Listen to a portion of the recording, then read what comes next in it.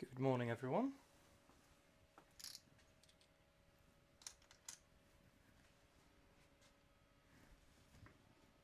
If you just give me one moment, I'm going to get some more stuff.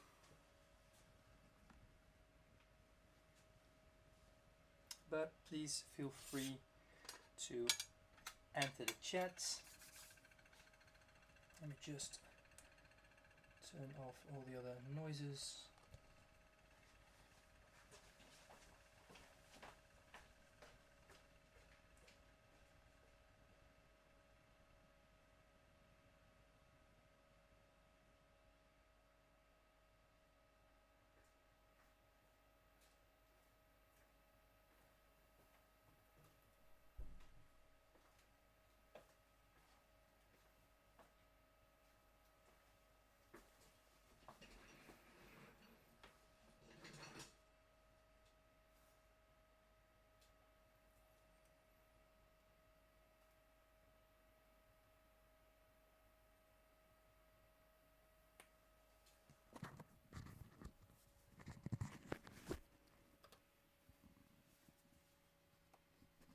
So good morning, everyone.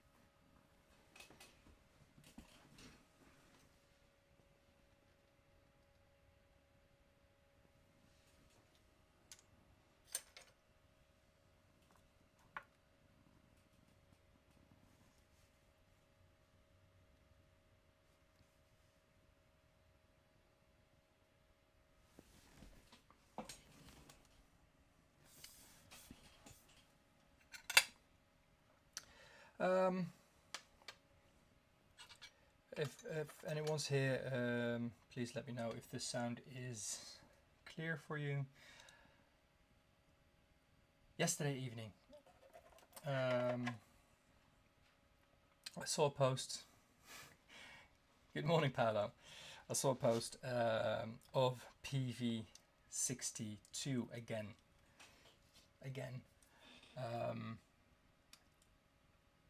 A couple of times already. That pigment just came by on multiple apps. Actually, the mic is a bit low. Let me see if I can quickly change that for you, Paolo.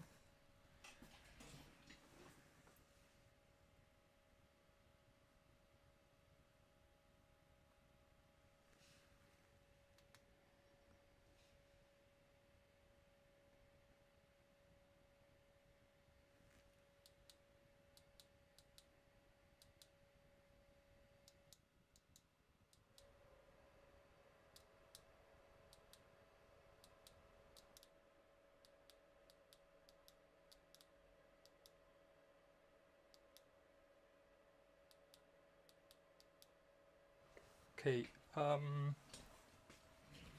this should be better, I think. Maybe it's too much.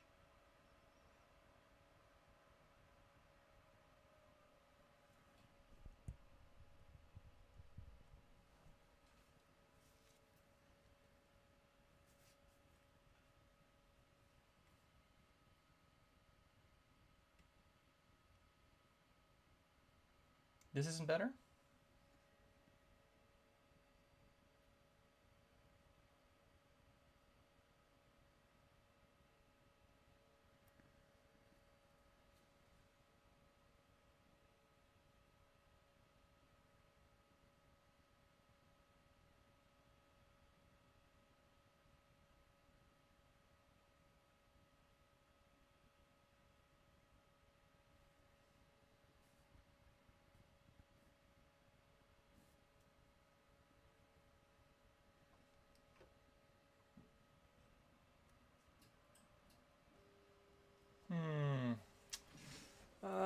there's nothing really much I can change here on my end.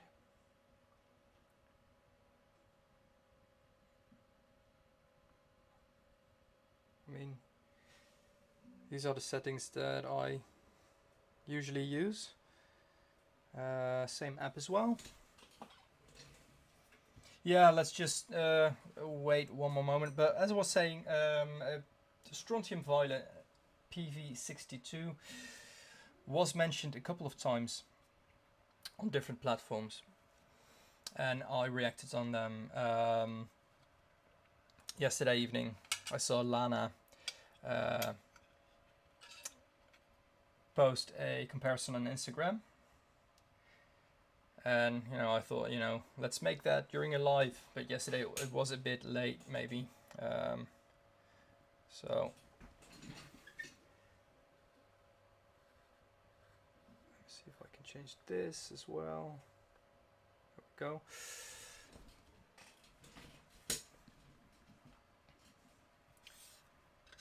And I think I only gave everyone a heads up this morning that I was going live.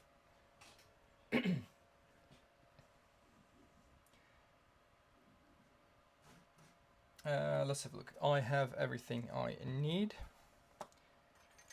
If you hear like a buzzing noise in the back, it's one of my printers that is running. I'm doing a little experiment on something that I came up with.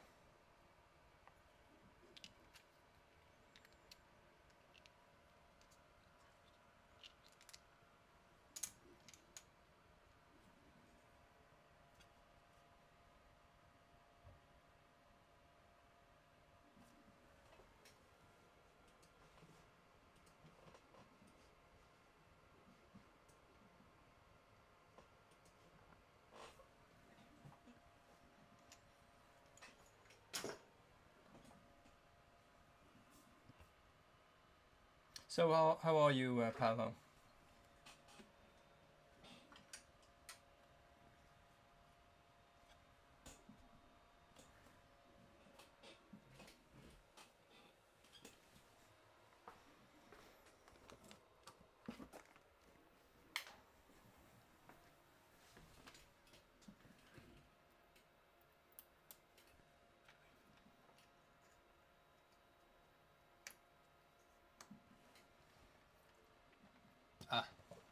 Well, I really appreciated that you're joining.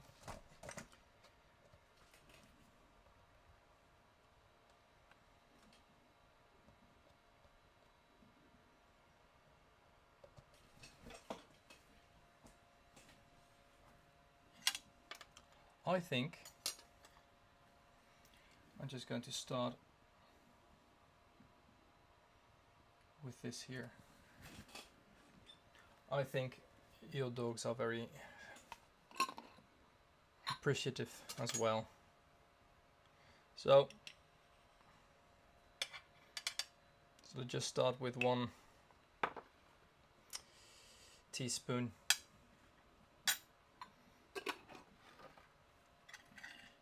of pigment.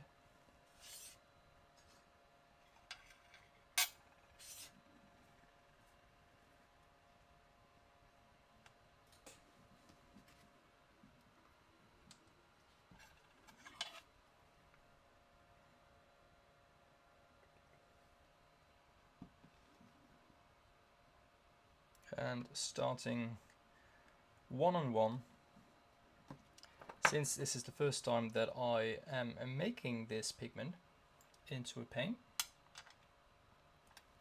I've had it for quite a while now.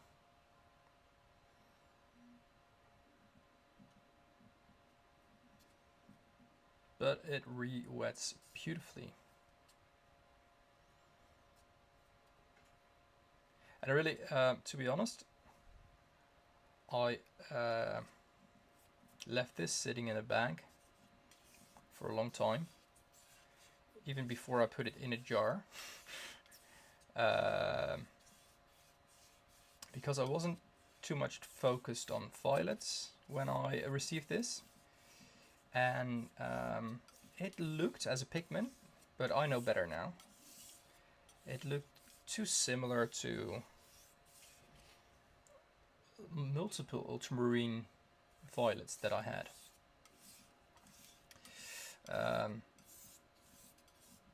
And to be honest, when I see this,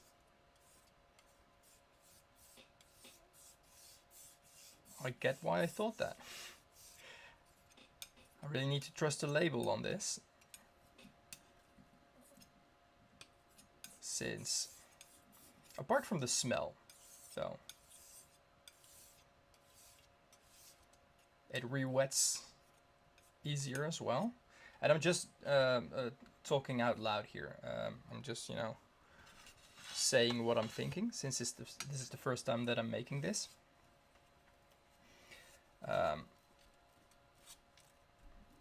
It feels different than an ultramarine, and it doesn't have that silver smell to it, but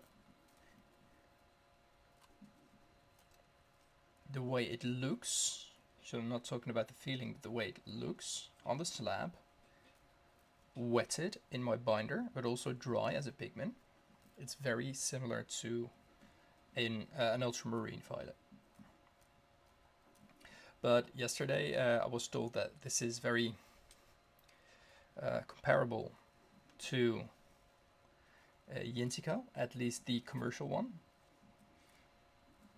the big brand commercial one. Mine is a commercial one as well, I think.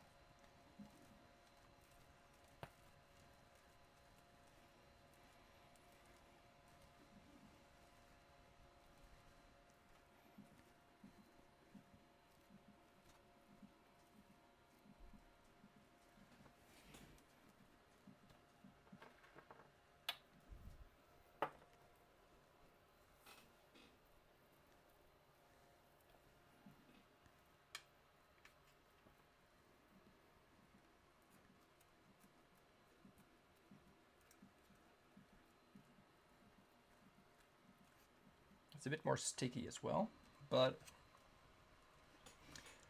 so far,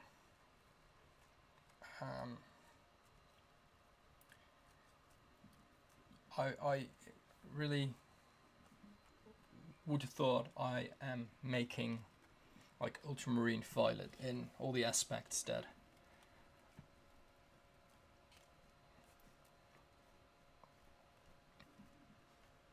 are in front of me. The color,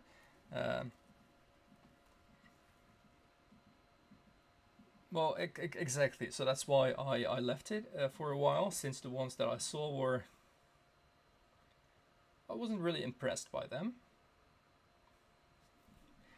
And the comparisons that I've seen are quite similar all as well. So this is just one from my collection, and next to ultramarine violet, I didn't see the use of adding this to my line of paint. To be honest, it's quite an easy one to make though. This one feels very smooth already. Still a bit milling needed.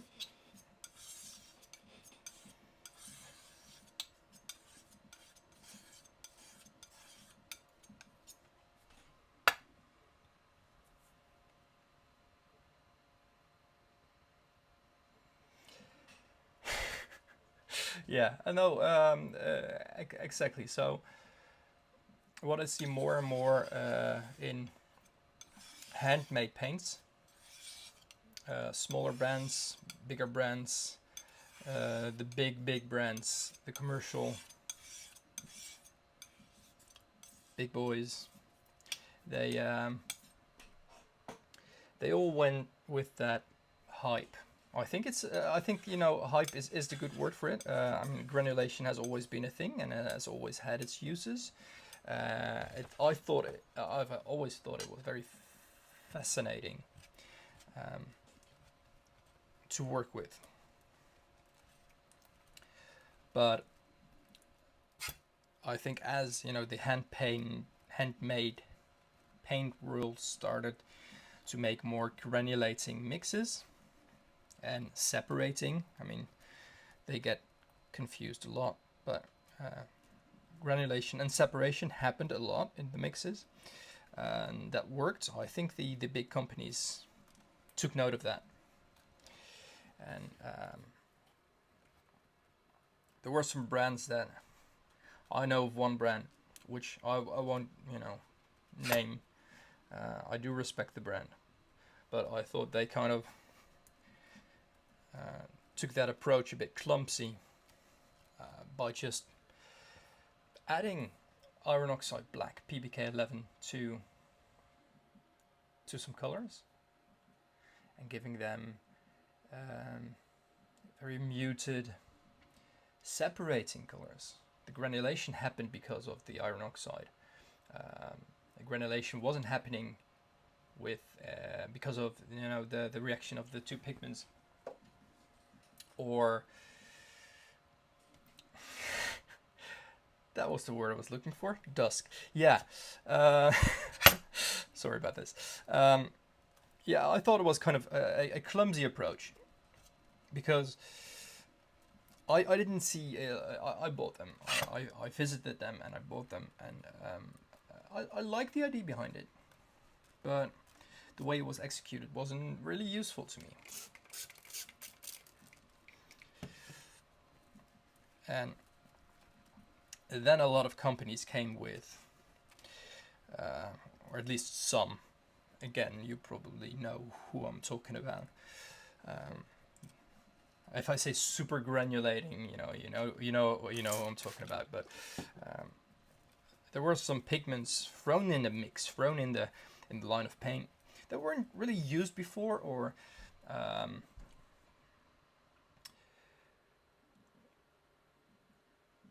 they were used a lot in the granulating mixes, and then later became available as a single pigment.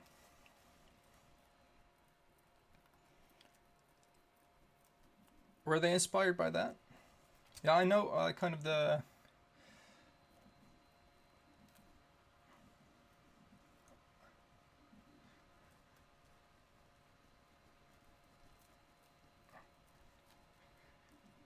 like the hype around it, or the popularity. Good morning. The popularity of it was more like noticeable in YouTube videos and on Instagram.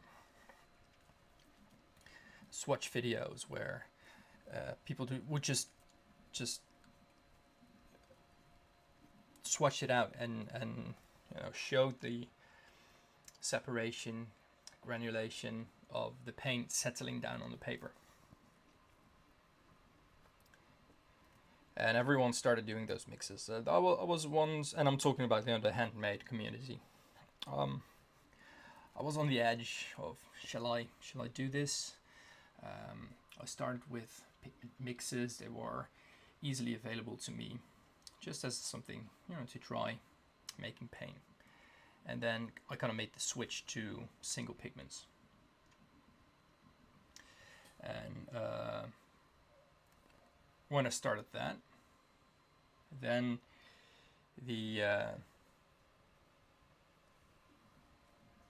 when I started what was I saying? To choose which paints I wanted to offer, I was also starting to think a bit more towards mixing. I really need coffee, by the way. You might notice me speaking and mumbling. I was thinking about how do mixes work, how do pigments react on each other, what is interesting, and not always what is interesting to me, as a paint maker, experimenting with putting pigments together and seeing how they react, but which is really fun, and I do that a lot still. Good morning, I guess. Good night. I don't know where you are in that cycle, but this is one mix I made yesterday while making paint, and I really like this one. This could be a PB36, right? This could be, this could easily be a PB36. This could be a PG50. It's a PG50, the teal one, with PG17. That's a mix I don't see very often, but I thought, you know, it's a very opaque paint, PG17, and yeah, it's greenish, absolutely. That's the kind of the moss green of the PG17 that's just taking over the PG50. Did I say PB50, by the way? It's PG50, the cobalt teal. But the granulation of that cobalt teal shines through as well, which makes it look like PB36. So would this be a mix that I would add because of that kind of separating moss green that shines through here a bit? I don't think so. I'd rather offer a single pigment instead of that. I love it. I like the experimenting. Good morning, everyone. Good morning, Anina. I like the experimenting, but does it really add a lot? Like, and I need to come up with a name for this. And you know, as you know, probably some people here know how I feel about giving names to paints. In some cases, I really love it. I love it. But in some cases, you know my thoughts. And there's nothing wrong with it. It's my personal point of view. That was, no, it was here. Okay, I thought, you know, that's some kind of purple pigment on me. This is PV 62 strontium. I'm not pointing towards my laptop with this, but I know you are there. I'm not threatening you with my muller. This is PV 62 strontium violet.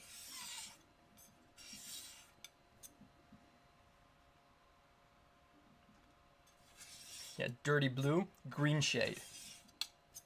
And then I also make a dirty green, blue shade. You know, because that always makes it way more obvious what we mean with it.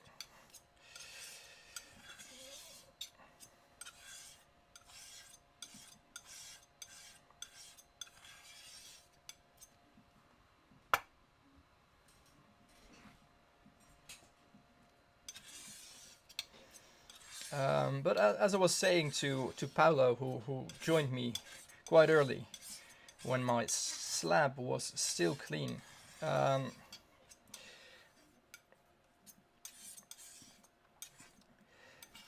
this is, so far, something that I wouldn't really add to my line, or I would have noticed, and if it wasn't for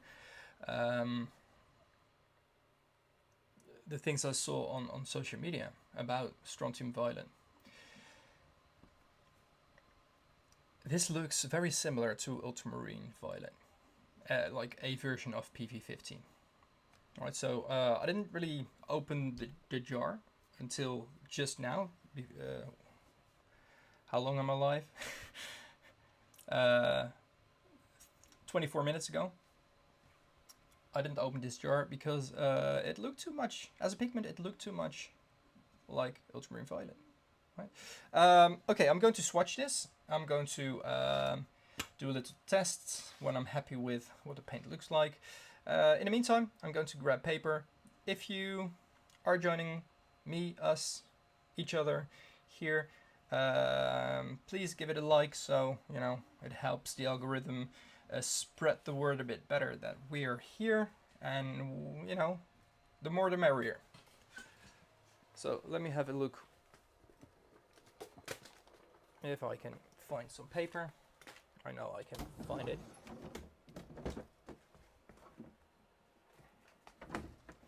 But there's some stuff in the way.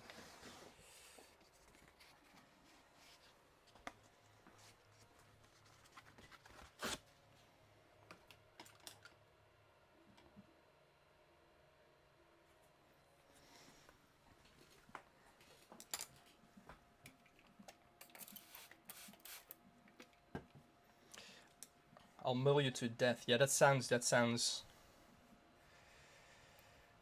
If you know that, you know, I would use this side. It's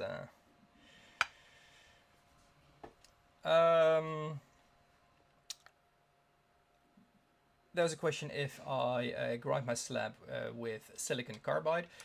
Yes, I do. I did. Not very often though. I have some mullers that needed some resurfacing, and I'm using my slab for that, obviously. I'm using 400 grit. 200 is a bit low, 800 is way too coarse for me. But also I'm mulling all kinds of stuff on here, so a lot of earth pigments as well, lapis ash, but you know, that gives the glass a texture as well, and it's enough for me to work with.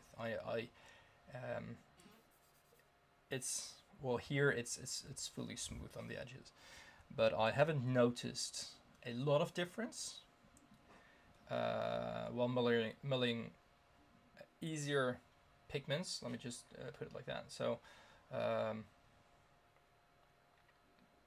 on a smooth glass surface, which I've also done.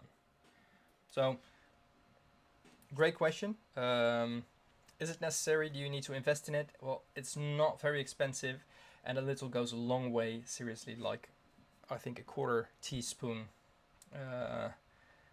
and you know, a bit of elbow grease will work for this slab, but it's not necessary. You can get a long way without. We just take a little bit of paint there. I don't want to dilute it too much.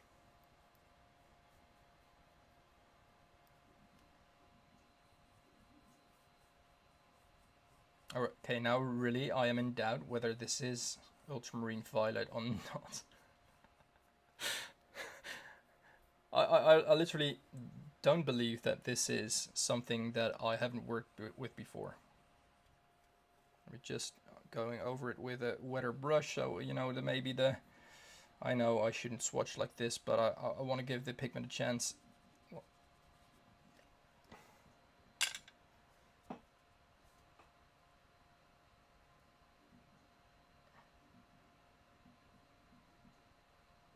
Yeah. And as I think Janina mentioned,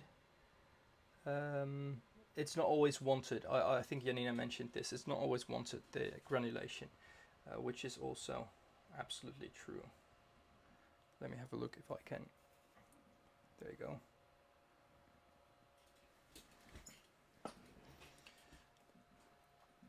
So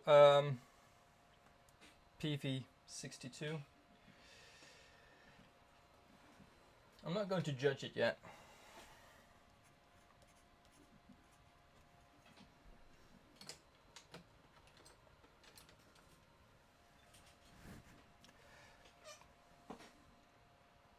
But I really have to say that this looks very, very similar to ultramarine violet to me.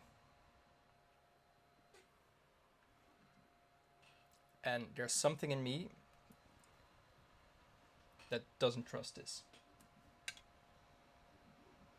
Let me explain. It looks like ultramarine violet. It worked in a very similar way. Maybe it wetted it like before the mulling a bit more easier.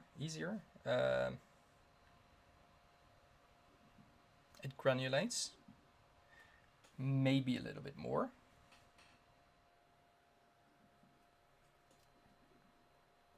So let me have a look what this is made out of. PV62 strontium violet is strontium phosphate violet.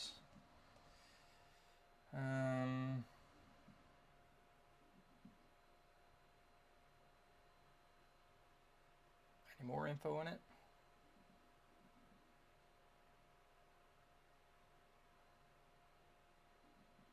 Oh, I see.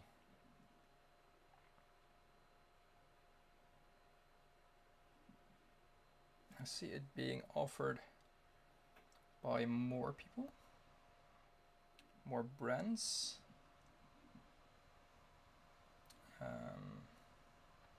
It's part of the super granulating series, which is, I think, why I, in the first place, looked for the pigment.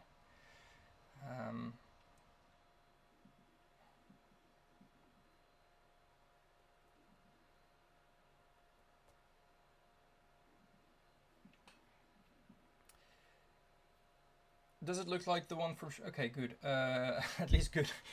It looks like something that is similar. Interestingly, what also what I also noticed now, it's not on artistcreation.com. So it's not in that pigment database.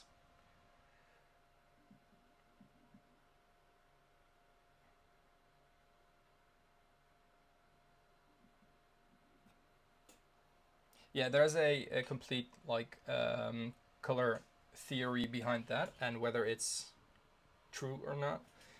Ultramarine blue is also used for it. So.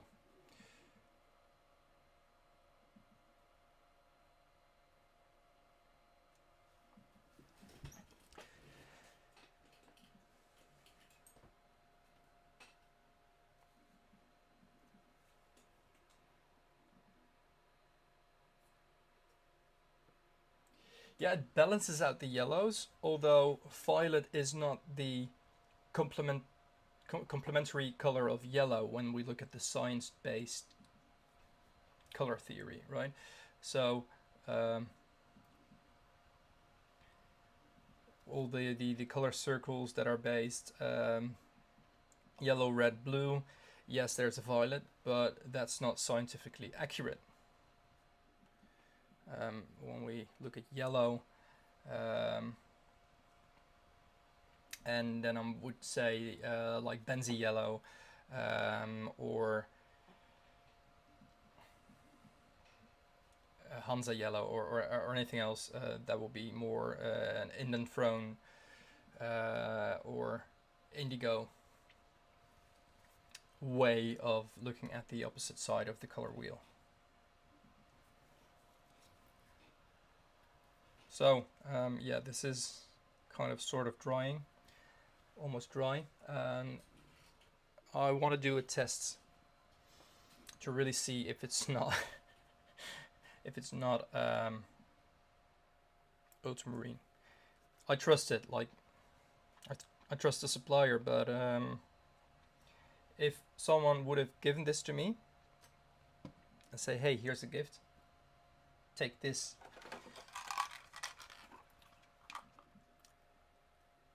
strontium violet pigment, I thought they would have kind of cheated on me with ultramarine violet based on what I see here.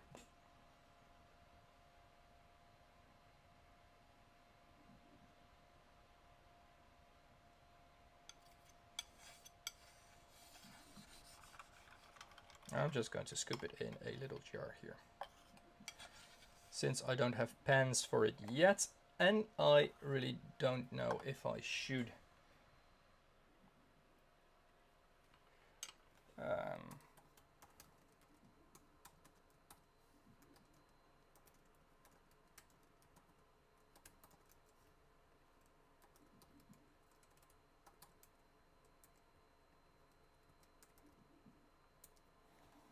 I'm just going to add a poll to the chat for those of you who want to join. Please vote.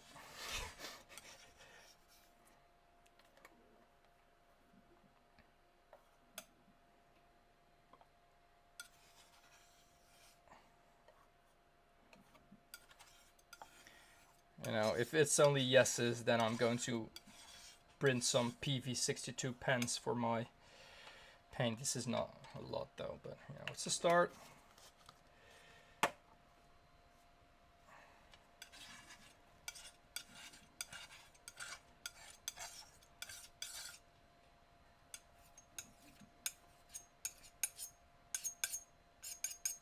about that.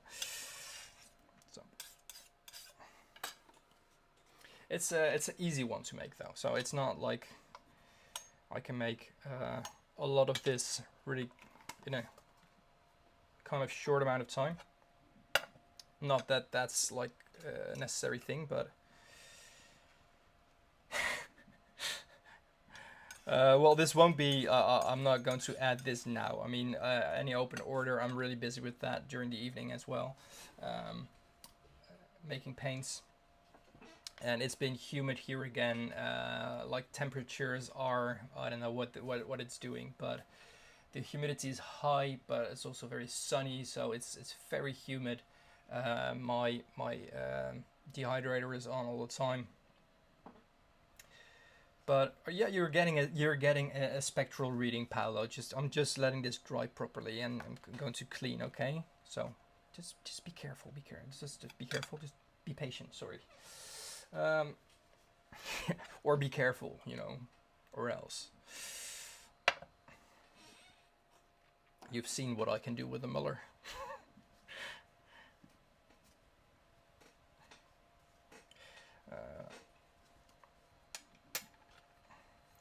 So I'm going to do some. This is already too dry. I'm going to do some additions to my line more often. So I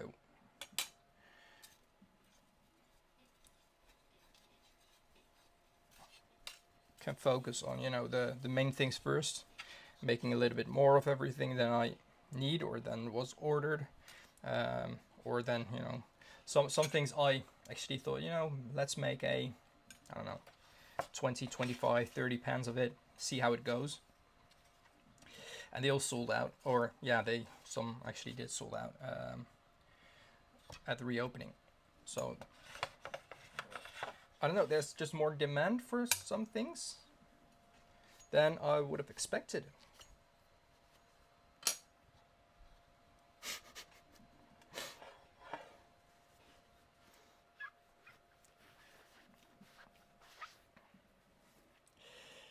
Yeah, I want to say what you want to do, but, you know, or else I'll take my 2 kilogram muller and, I don't know. I don't want to drop this, so I'm just going to put this back gently.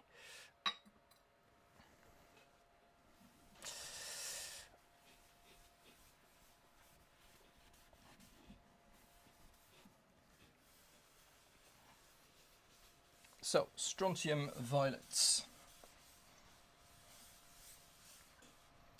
First, let us do a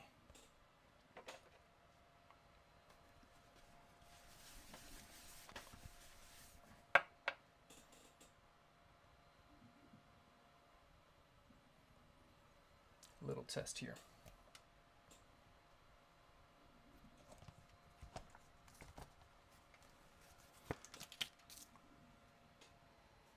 Yeah, like I don't want to compete. Like I don't want to use that as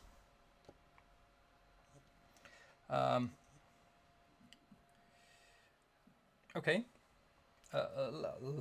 Let's make this more interesting, shall we? So as I'm walking, I'm also talking. I don't want to look at like other brands and see, okay, what do they have and what do I need? What am I missing? Because yeah, that will put way too much stress on me. I think I know that it will put way too much stress on me. There's just simply too much things in existence, too much pigments, and companies that this is the NYX Spectro. If you use the link in my bio, I get a, you know, there's an affiliate link for that. So awesome tool, but that is ultramarine violet. So they have colorimeters as well, which isn't a spectrometer, but a colorimeter is something that can do, oh, need to do that again. something that makes this and all the values here, this part, so which wavelengths are reflected. It doesn't have that, but it does have the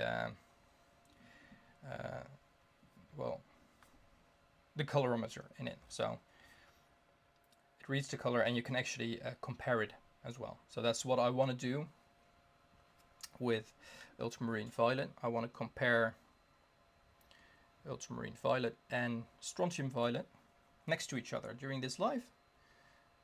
So hopefully everyone can appreciate this. I want to make sure I have enough pigment here on my brush. I need more water.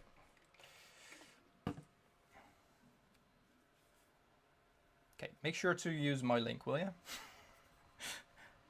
It doesn't cost you anything extra. It helps me, and I would really appreciate it. So let me have a look.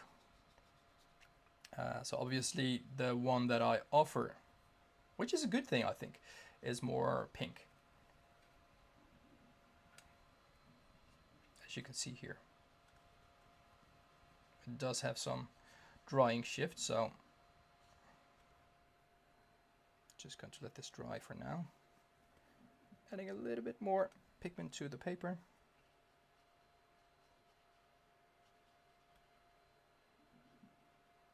There we go. Giving that time to settle. Well, to be honest, there's a prize that I didn't get a reaction from yet. So I'm actually waiting still for that person to react to my message. I asked everyone if it was okay to share, and the person who got the pigment set didn't want me to share it, so that was a shame. At least, you know, good for them, but a shame that I can share that. And the colorimeter actually is awfully quiet. So if there isn't any reaction, like I actually thought after the summer, just wait a little bit longer after the summer. But you know, next month, I think I'm just going to do a kind of re-lottery picking thing for it. So ultramarine violet, strontium violet next to each other. As I said, PV15 next to it. The one I have is more pink than strontium violet, which is a good thing, because if I would offer these next to each other, you can actually see there is enough difference for them to you know, justify of getting both. Or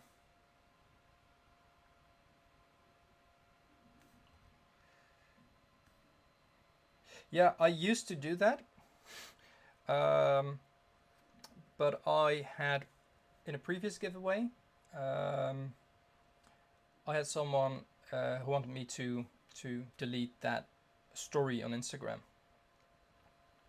So you know, I want to respect everyone's privacy, and it is what it is.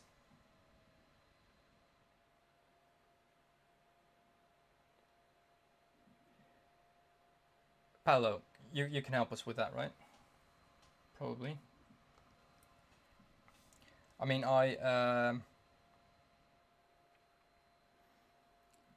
I'm using PV15 as violet and PR 259 as for my ultramarine pink, but I have a PV15 that looks very similar to my PR 259, so they can look really, really similar.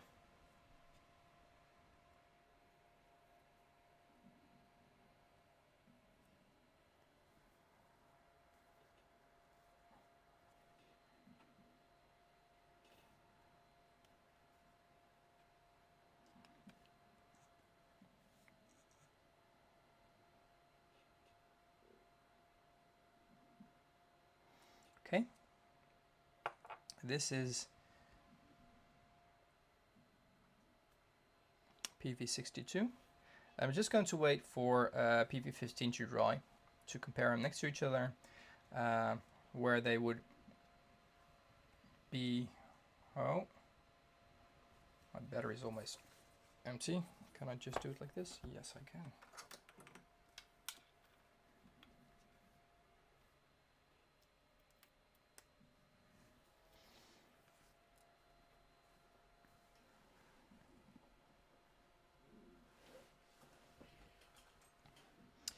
I'm going to get some stuff. I'm going to leave my microphone over here since I'm also going to make a cup of coffee. So if anyone wants to join me for a coffee, yeah, let me have a look at the chat quickly.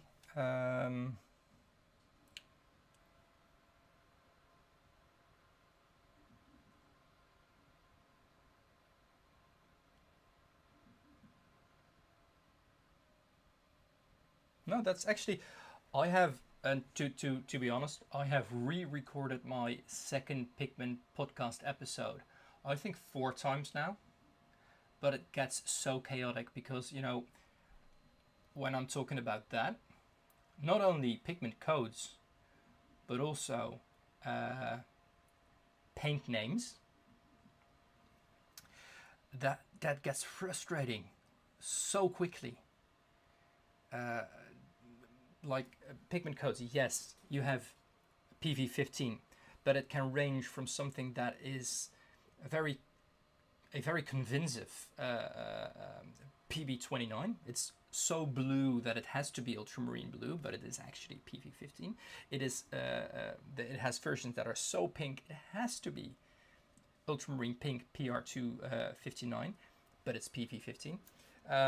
That's just, you know, PV15. That's just a range from blue to pink and everything in between. Then there's PBR7s, which go from yellow to moss green, muted low chromatic browns to highly chromatic golden yellow ochres, and raw siennas, for instance. PR 101, yeah, absolutely. Last live I made that Indian yellow and my Caput Mortuum, which look identical when they dried in the pen, but when you put them on paper, one is violet with almost a kind of black separating granulation, whereas the transparency that is not there with the Indian red. Did I say Indian yellow? I mean Indian red, I'm sorry. Like I said, I need coffee. This is almost dry. My printer is finished as well. I'm going to leave my mic over here, or else you hear a coffee machine running. I'm going to be right back, guys.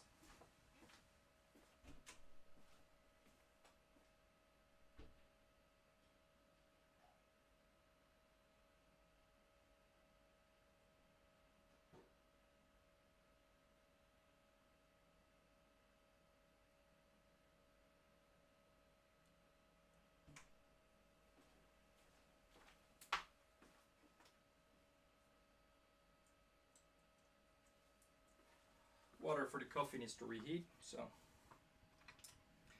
in the meantime, let me have a look if my experiment works.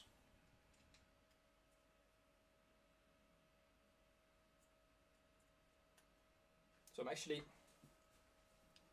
looking at the, I can share it like this. I just printed this, but I noticed that I'm using PLA that is a bit old, I think. I made this with a room for a magnet, and you can actually slide your brush in there, so you can just hang this on any metal surface. I have some of these IKEA shelves here, so they can, you know, dry with the tip down. It's a really simple idea, but I think it's effective. And I think this one worked well enough for, you know, this to not fall out.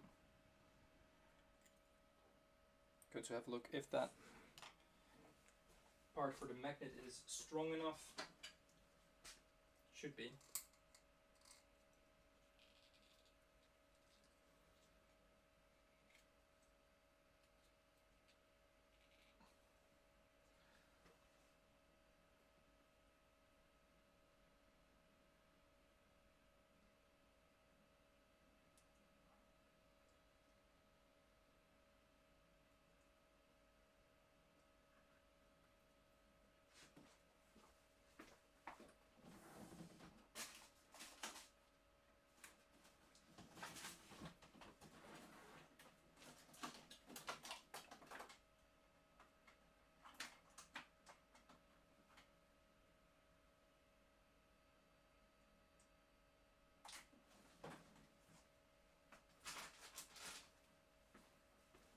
Okay, I'm just going to let this dry over here, hopefully. Okay, coffee is finished, I think.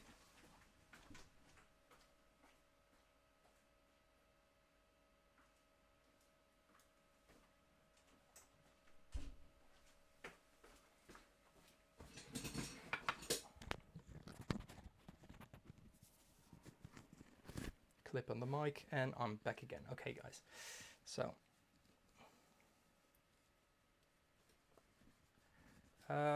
sorry, I will show you again, Paolo,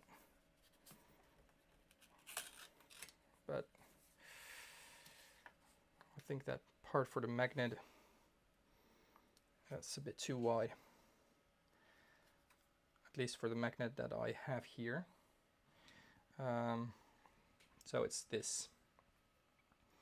You can just put your brush in it like this and hang it against the metal surface. So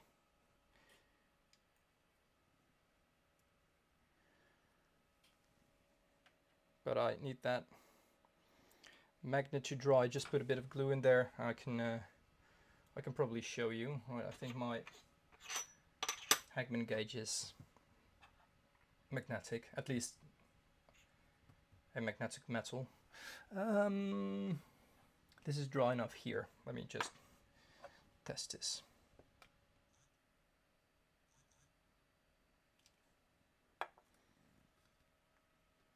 Yes, okay.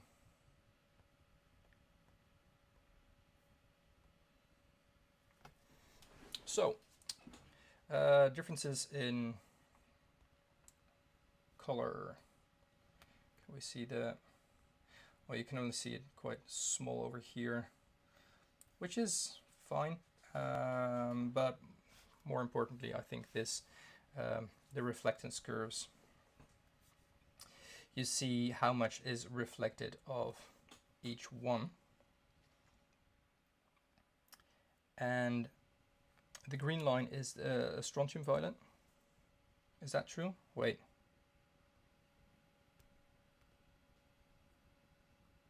Where are we here? So why is this not visible anymore in this app?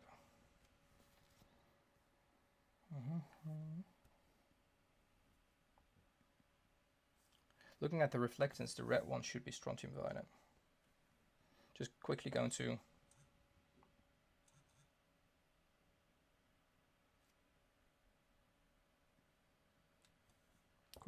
check it. Ah, okay. Now red one is ultramarine wolf, so green one is strontium violet.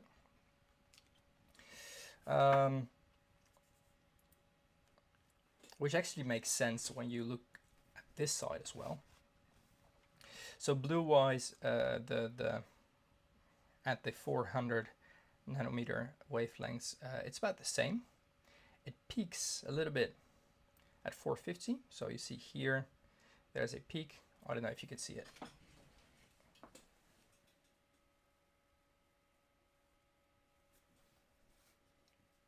You should be able to see it now. So there's a peak with ultramarine violet here. The red line is ultramarine violet, which means it reflects more of these blue wavelengths here, right? So they go down a little bit.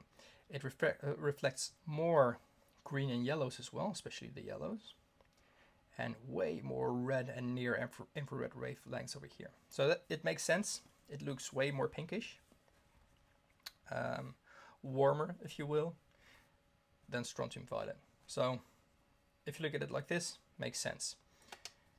Would you believe that this is not an ultramarine violet when you see this one? Well, I still think it looks very... Forgot about the camera. Still think this looks very much like what an ultramarine violet could be as well.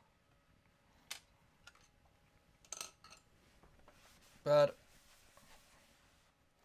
it has some granulating properties that, you know, and maybe the way they react to other pigments. So I'm going to think if I should add it. There's still 100% in the pool.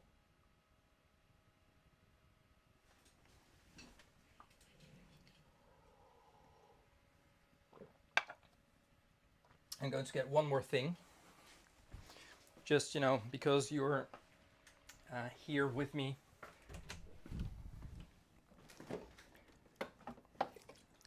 And I would do this without you as well. So why not do it now?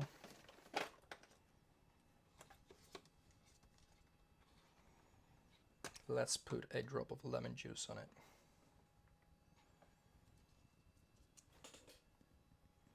Because why not?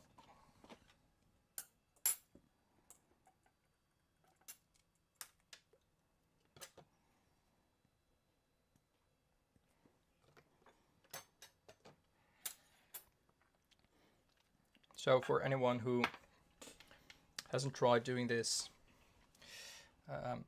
with their ultramarine, shall I? I'll do a close-up of it later. Just a drop of lemon juice on it will do something with your color.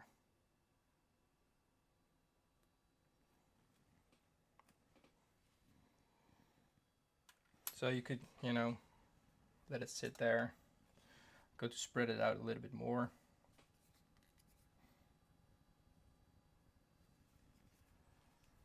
To see the reaction.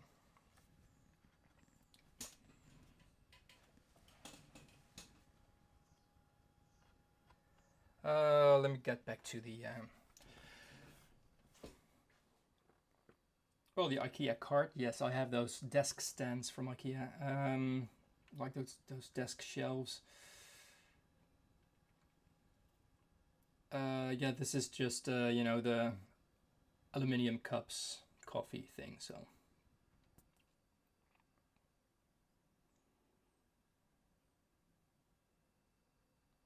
well, that's exactly, you know, what I'm thinking.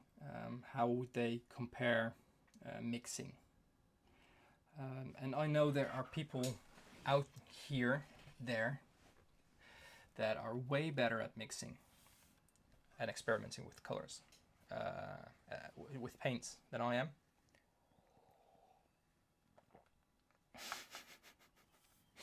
Thanks, Paolo, for that. But you can see what's happening. So check out what's happening with ultramarine violet and what is not happening with strontium violet.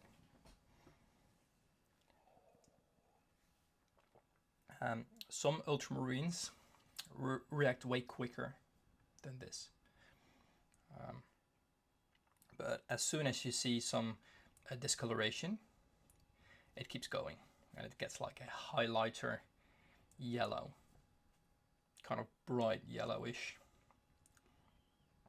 color to it, whereas strontium violet here you only see the yellow from the lemon juice.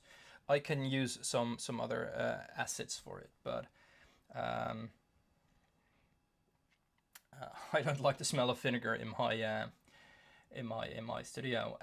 I can dissolve some citric acid in water, which gives you a more clear solution, which could be used for this as well. But I have the the lemon juice jar here ready, so it's there you go. Any sulfur smell? Not really. Not really. No. I think this is not enough for it to give off a lot of that sulfur smell, but I know what you're referring to. Well, that's like a very unprofessional, amateuristic way of me like trying this out. If this was PV15, it would have reacted like this. Yes. So, do I now believe that it is PV62?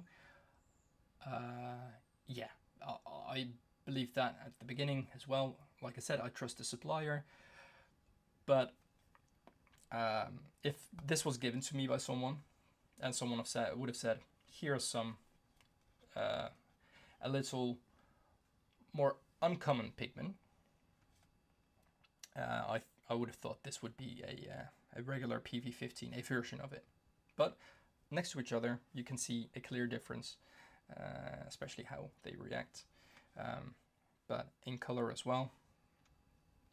Granulation here, I have to say this forms like more little, like the aggregates, the little islands of granulation settling down, whereas this is more flocculating, I think. And I know Paolo is going to say something about this probably.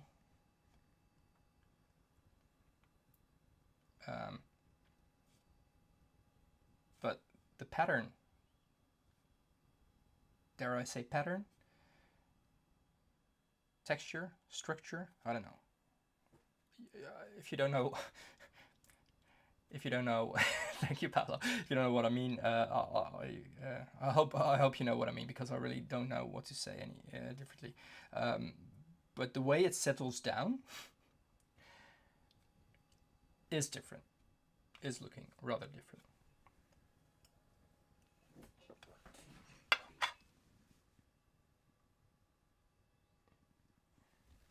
Okay, so is it useful?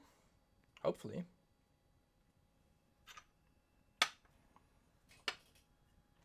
It's a very good question. Is there a small change? It looks like there's a small change, but I actually think that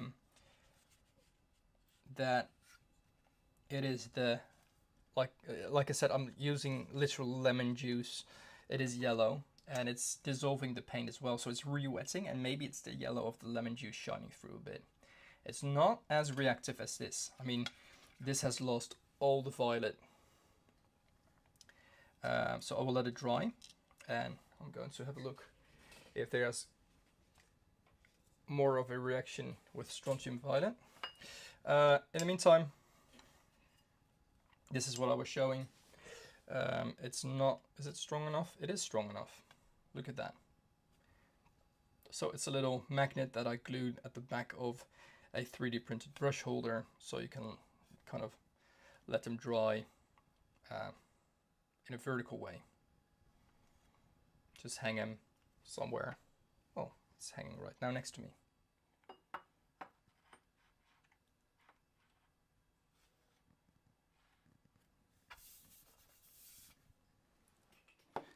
Thanks for pointing out that I was trying to say, yeah, I'm like I said, I'm a bit tired. Since we're working with violets,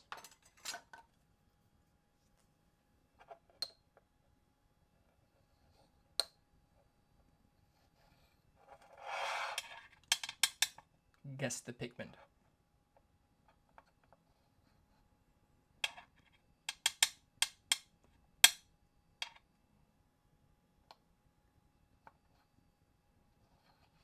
Yes. But which one is... okay. Beat me to it. PV14. Yes. Could have been PV49. This is the PV14 lighter version. You have a darker version. Same goes for PV49, which is very similar. Although in more in commercial brands, you see this PV14 used as a cobalt violet deep, whereas cobalt violet is PV49, would be kind of this color. When you look at the hue angle of this, it is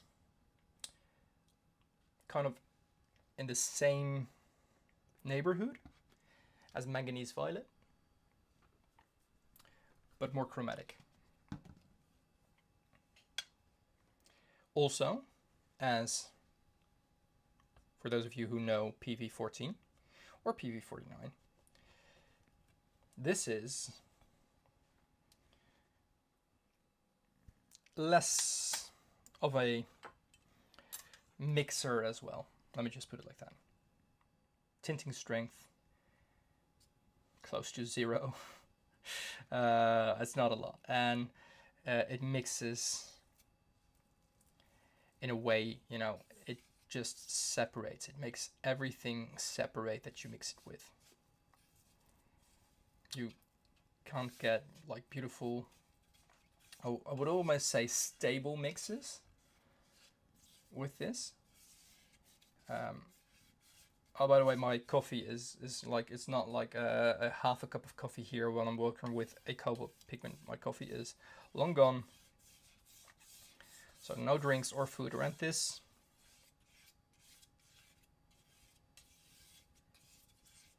Not too much playing with the dry pigment, but carefully folding it in the binder. As you can see, a cobalt pigment just melts into a binder.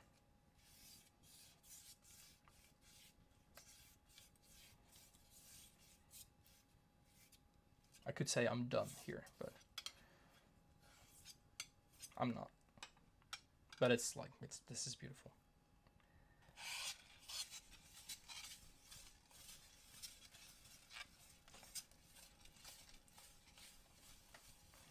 And you can already see it, how transparent, how weak this is when it comes to tinting strength when you mull it.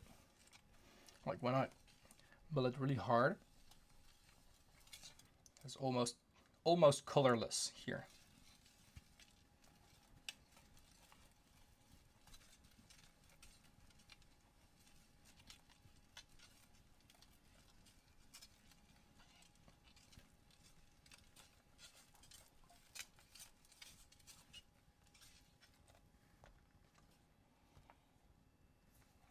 Just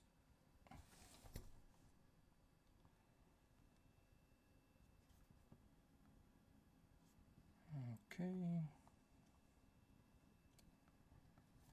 And there's also groceries being delivered here, somewhere between now and an hour, so need to keep an eye on the door.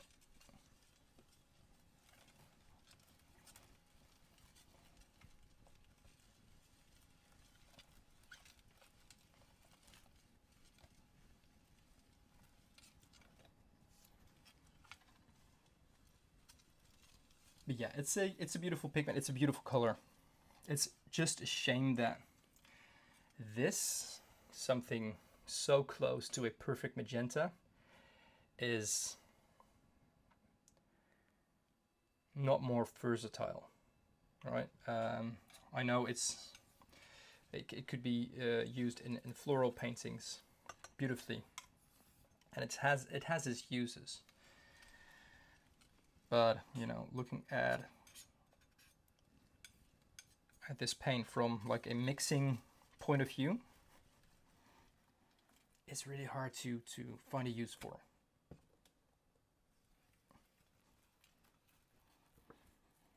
It is beautiful though.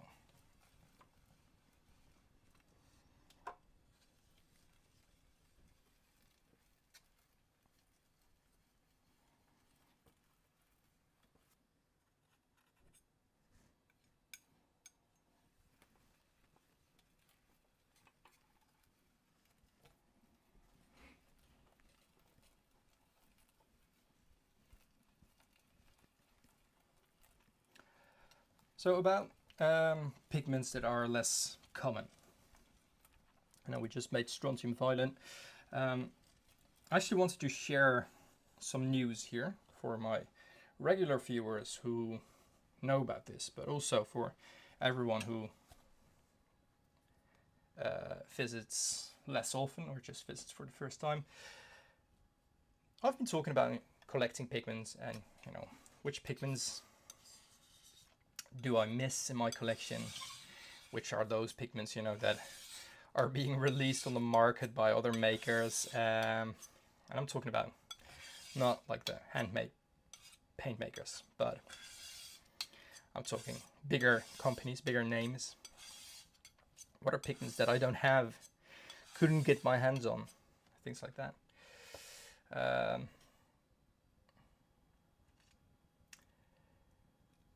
I actually am going to get quite a few of these pigments that I was missing from a very awesome source, and when I receive them I will share unboxing it, but also where I got them from. They had PV 102, I think, yes, but I don't think it had more tinting strength than this. I think it was chemically was a very similar pigment as the one that I have here.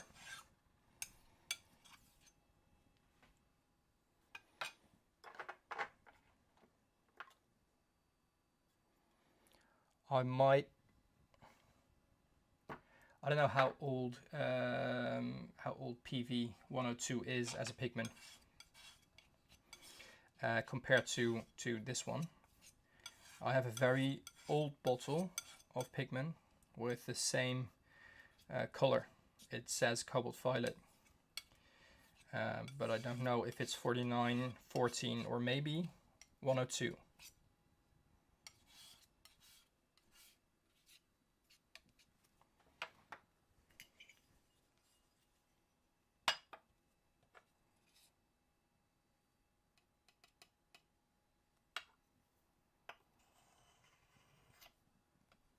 Oh, that's about as perfect as it can get for this.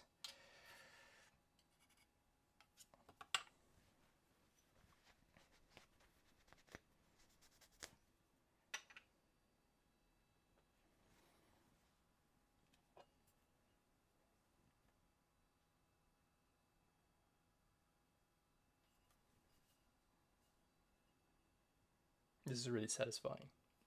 I really like this. I mean, this looks like this looks so much more like a paint that you can mix beautiful colors with than practically is possible with this. When you see that swipe over there. Yeah, PV 102. It's I don't have it, I think. I'm going to check it. There's some pigments that I just kind of went after, and no, I don't have that one.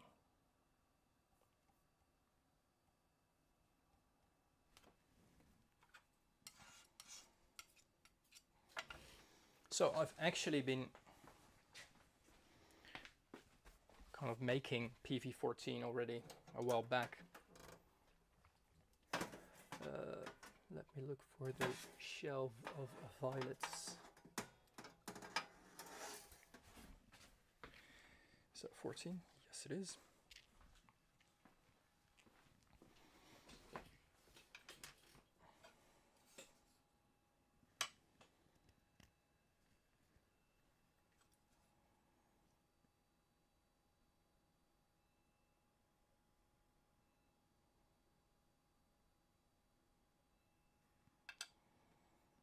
It's actually I only have been working on 2 pens. Just because, you know, I had the pens printed and I want to experiment a bit with mixes, so I made some paint. And I've been mixing with the liquid paint, but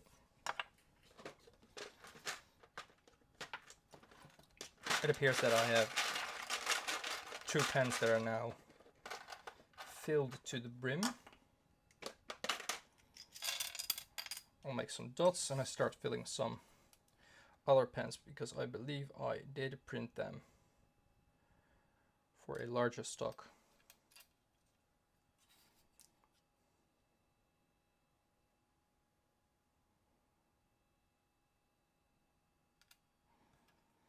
Because I was looking at this pigment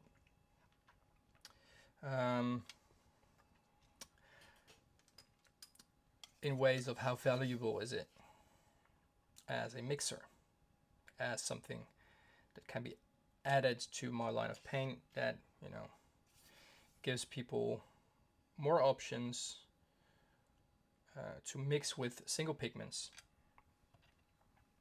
As a mixer, it's not valuable at all, but as a single pigment in washes or mass tone, the granulation is beautiful.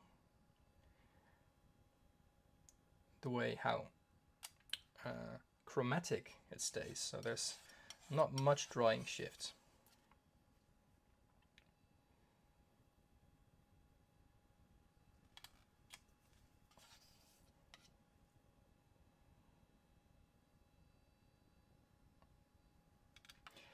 And there's actually demand for it in certain fields, which I'm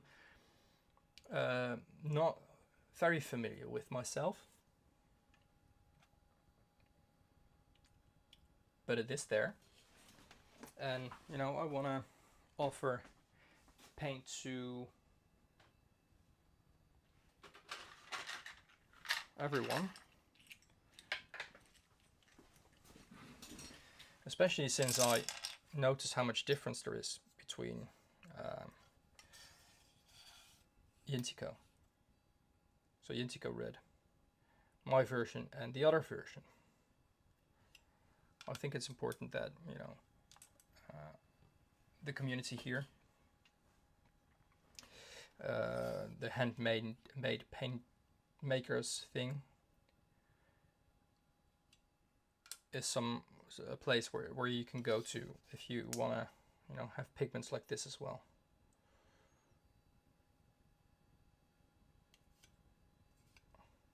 Because in my opinion, the pigment load is way denser in most handmade paints than it is in some, not going to talk in absolutes here, artist quality paint. That is commercially available worldwide.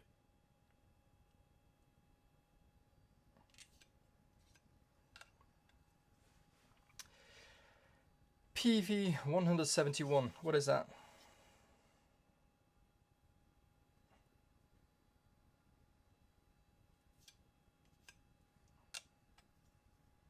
What is it called?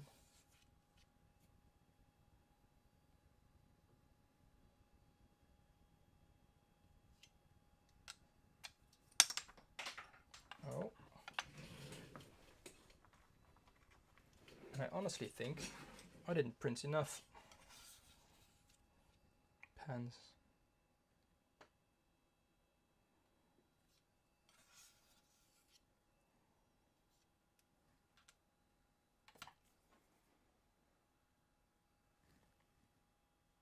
That's a shame. That sounds like a paint name.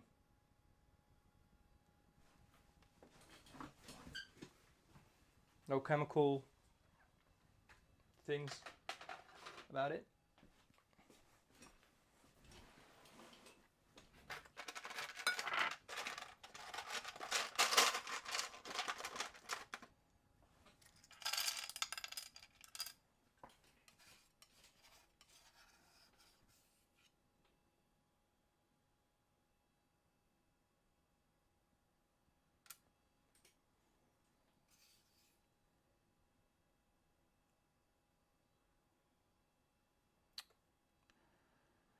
Oh, this just disappoints me.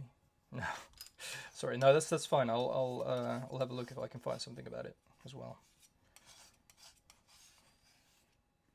Okay, so PV14. Almost finished with this. Shall I? Oh, did I make a mess? Almost. Shall I make another paint here? Shall we call it a day? Shall we? What shall we do? If so, any pigment suggestions that you want to see? I have a fresh jar of Perylene Black PBK 32 here.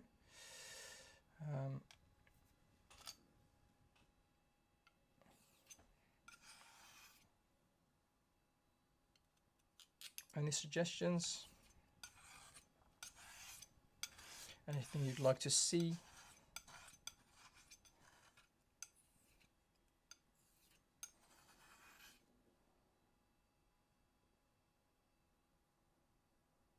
I have PV29, yeah. But I think I made a batch of it. I'm not even sure if I have yeah, I made it yesterday, so it's still kind of like fresh in the jar, ready to be poured when the next layer is dry. So I won't be making that now, but I have it. It's available for pre-order in my shop. One of the paints I added.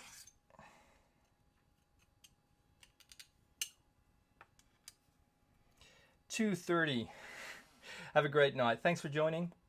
Yeah, it's all I can say, I think. I really appreciate that, you know, everyone's joining in so late as well. I'll try to think about the time differences next live. So, hope you have a great night.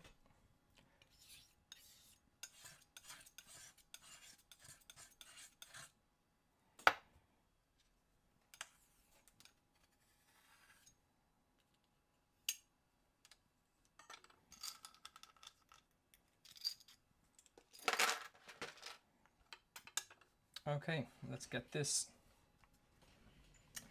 packed up. If there's anyone who has suggestions for pigments, let me know.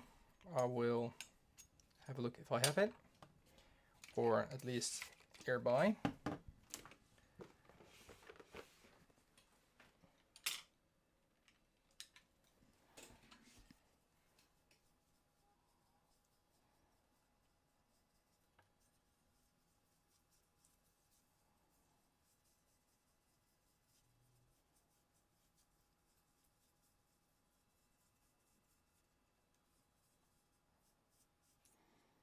Yeah, I don't mind doing PVK 32 now.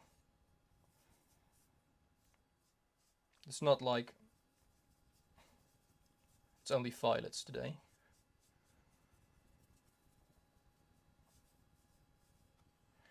PV 37.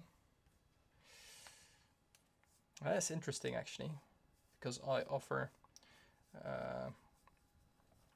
37. That's I'm sorry, that's dioxazine violet, right? Just kind of I assumed. I do offer 23, but I have 37. So it would be interesting to have a look how they compare. PV 16. I think I topped that off yesterday as well. I could check that. So there is enough pigment on my brush, I think, to make a quick swatch.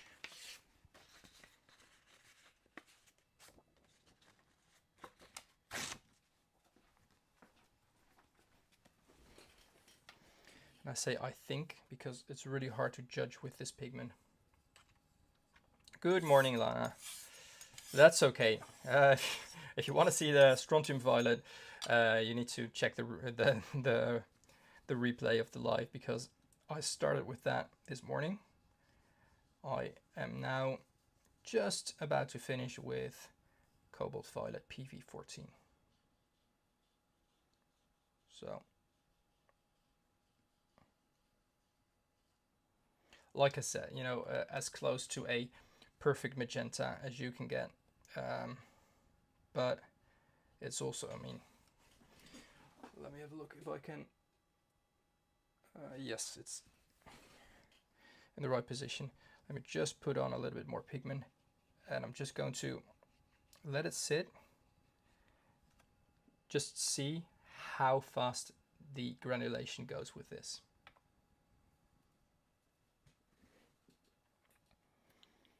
So you can just see it settling down on the paper. You can see where the wash is a little bit more diluted and less pigment load. Those lines, you can see it falling apart, settling down. It mixes. This would be even would happen even faster with separation. So yeah, beautiful. But you say useless. I say it has its uses, but as a mixer, not so much.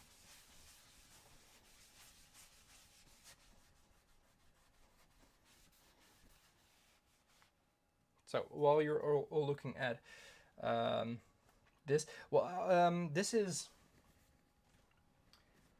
let me have a look. I think it's 180 grams cold press, but really fine cold press paper from Fabriano, I think. The swatches that I am using for my for the spectrometer, but also for my shop, which I still need to color correct. I'm so sorry about that. I'm using the museum paper of Muller for it, 300 grams. I really like that paper. But this is the sizing of this paper is really, really well done. The colors, like, they really pop off this paper. So I like this for as thin as it is. I like it for quick swatches, and I have quite a lot of these like lines of it.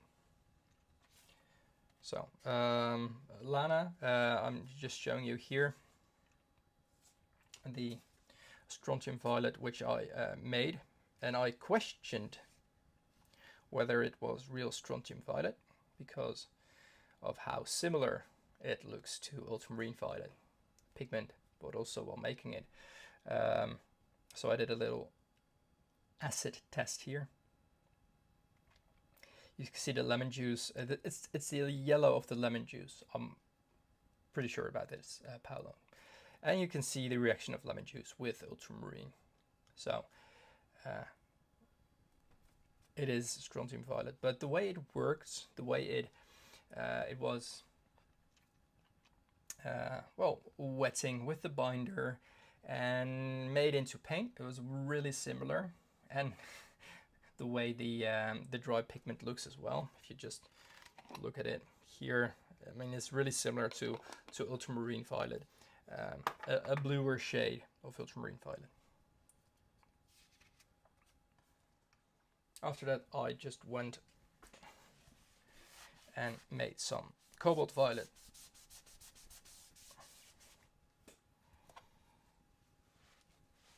And now maybe, what shall we do? Shall we start on a PBK 32 or PV 37?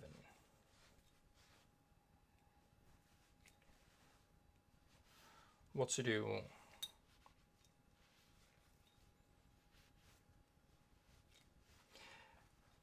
I believe you on that. It's the first time I made strontium violet, since I saw no use for it next to the violets that I offered, especially in my new shop update. But it is a bit different, and it granulates in a different way as well. So that was what I noticed mostly.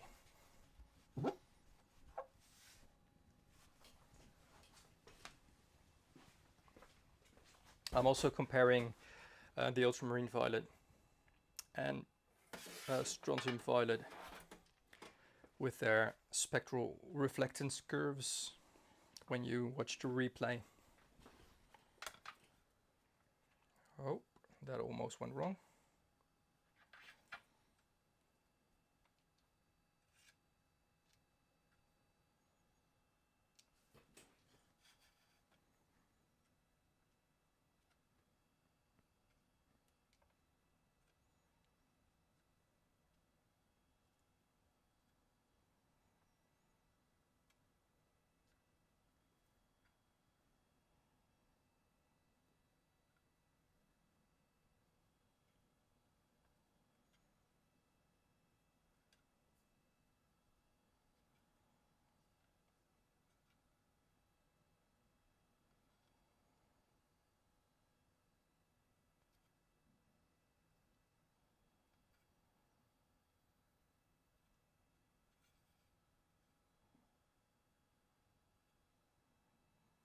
I'm not looking at the chat at the moment. I'm really focused on not spilling any paint because I kind of overfilled the dots, which isn't a bad thing. Okay, there they are. Thank you, Lana. To be honest, I love them as well. That's I'm just proud of this design. I can say that. I'm really happy with it. There have been some malfunctions with the sides. I mean, I can pinch these without breaking, but I've had some where a line was skipped during the print, just where the supports here on the sides are, so they broke off, which was a shame because then they don't fit in a palette anymore, but that was the entire idea, that these just fit into a palette next to your regular pans.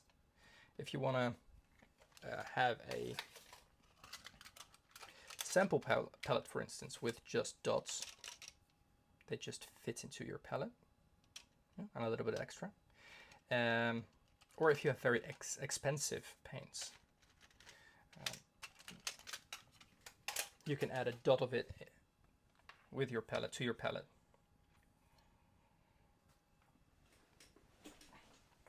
Well, I've shared it and the design and the start of it intensively on social media. So I have the original design of it. Yeah, I hope no one is going to copy it. It's happened before though, but with other designs.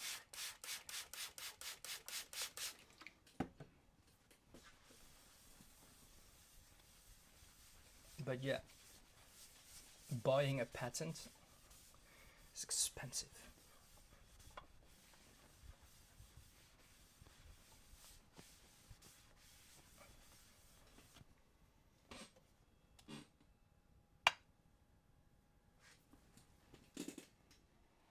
Yeah, everything gets copied, but at least everyone knows that this is my dot pen,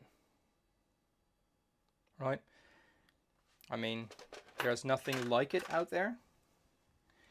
You have like the mini pens, but nothing like, this little cradle. Can I focus on it? Can I focus on it? No, I can't focus on it. Well, nothing like this little cradle with a dot that fits in it. You can make sides here, or you can take a half pen and just make a little hole in it instead of that. It's basically a dot pen, right? So it's light, doesn't cost me too much material. It has my brand name, Dirty Blue, here, and it gives you a nice amount of paint. So what to do next? Speaking of dots, these are all finished. The sample cards, all dots as well.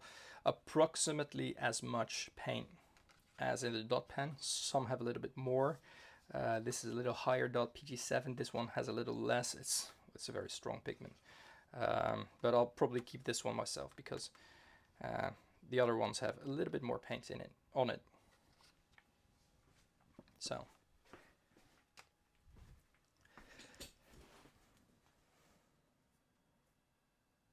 thanks, Durwood, and thanks, Paolo.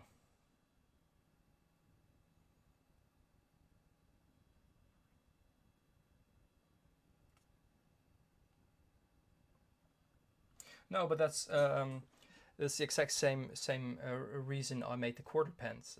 So a little less known design, and I stopped selling them. I think I did. Did I stop? I think I stopped selling them. So I'm going to quickly grab a quarter pen and a half pen of. I'm just going to zoom in here. Manganese blue, PB33. So there's PB33 over there, and there's one half pen and one quarter pen. So this has a higher bottom, but it's the same pen, right? It's the same design, dirty blue, the pigment number on it, and it just fits nicely in any palette, right? So it doesn't even stand out. The only way I can tell is I can look to where the paint is going, right? So it's a bit translucent, and I can see the paint shine through. So quarter pens instead of those lower like metal pen things or plastic squarey things. I like to come up with solutions like that because I want things to be practical as possible.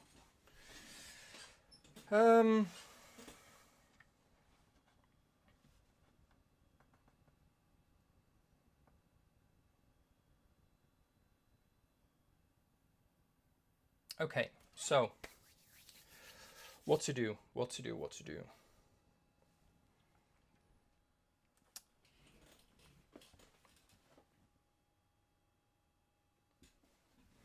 You know what? Just because I'm curious, this is one I haven't made before either.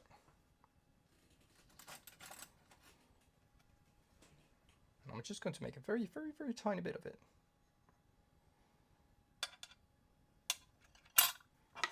PBK 32. Why didn't I make this sooner? I have Perylene green,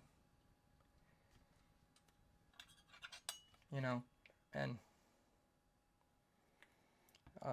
there were enough things I needed to make already, so let's take the tiny muller for this tiny bit of paint as well.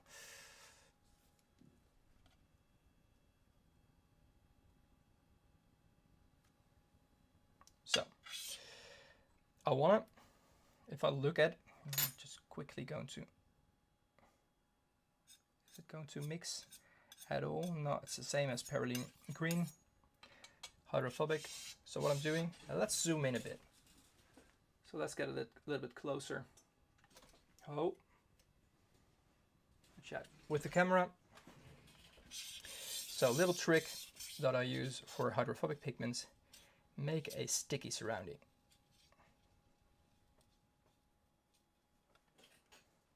I have tiny palette knives. Who do you think I am, Paolo? But do I really need to grab a tiny palette knife for this? Haven't you seen my travel kit? It has a tiny palette knife and a tiny slab. It had tiny everything. Okay, so let's make it more difficult than it already is, right? Should we get a like a magnifier for this as well, or is this fine? Any other suggestions, guys? Anything? Like we have a tiny palette knife, we have a tiny muller.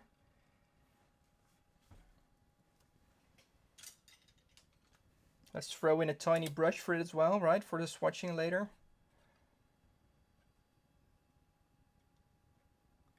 Yeah, there is, I think. Okay, so but I'm getting distracted here. Tiny. Let's make this.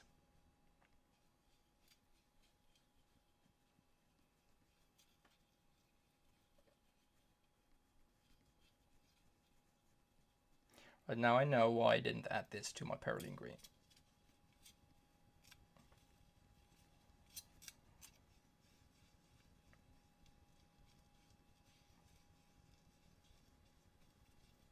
At least not as a necessity.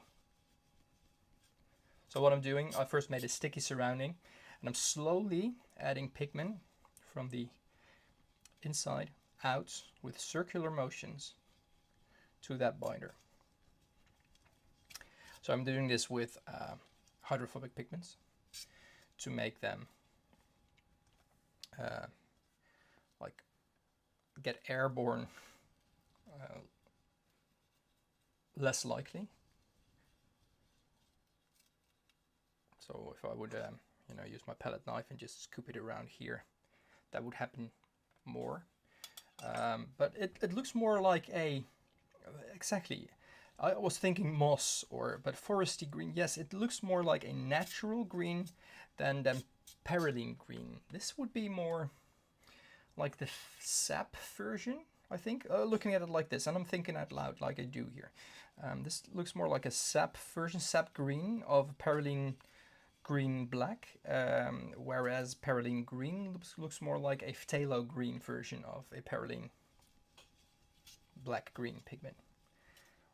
It has like a really muted, almost black mass tone, but this looks more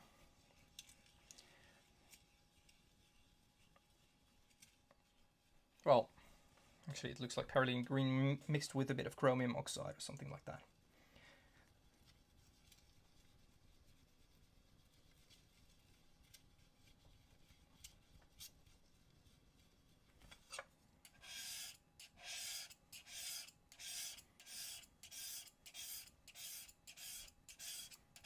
I'm seriously using this palette knife.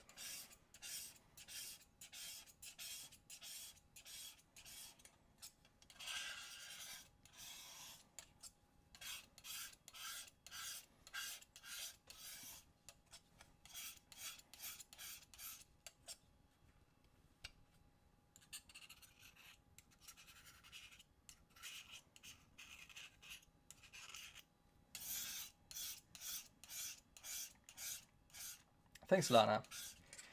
You should hear me speak when I'm not live. The way I'm sometimes like, seriously, Paolo, sit. Come on, this is... There we go. This is much better. So, the way I'm sometimes in front of my pigment cupboard, looking okay, you know, especially when I'm experimenting a bit, thinking of mixes and things I want to try. I'm talking like that a lot in myself. But I like this. I like this. I like it.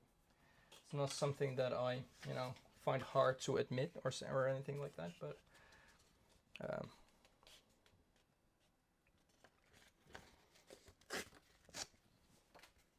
let's do a quick comparison.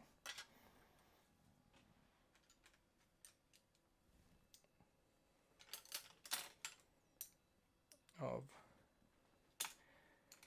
these. No, it's fine, Paolo. I will forgive you for the suggestion of using, it's not even the tiniest palette knife I have. I think I've put like the tiny one somewhere in a drawer.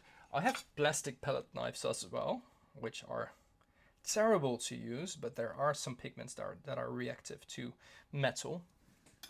And not all palette knives I have are made of stainless steel or have a very good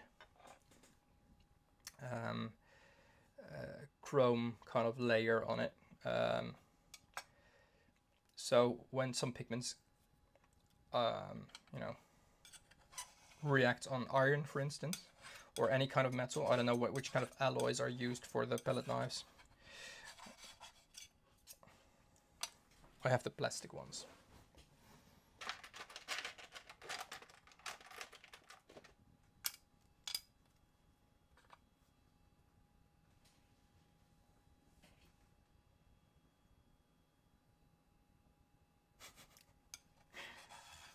Well, I only have, well, I have two cats. One of them is outside almost always. The other one is a big house cat. Let me just put it like that. She just complains about not having food or not enough food. Thanks, Paolo. Thanks for joining. It's been fun again. And I hope you have a great day and weekend.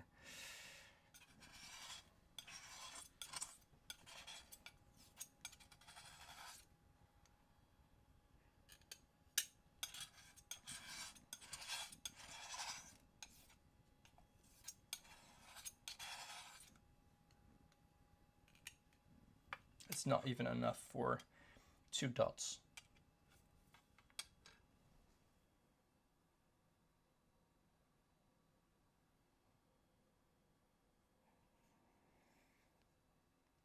Rhodamine, BV10.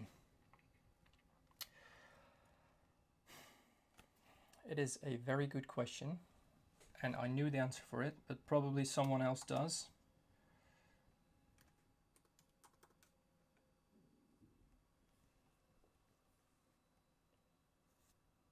Good morning, Tracy.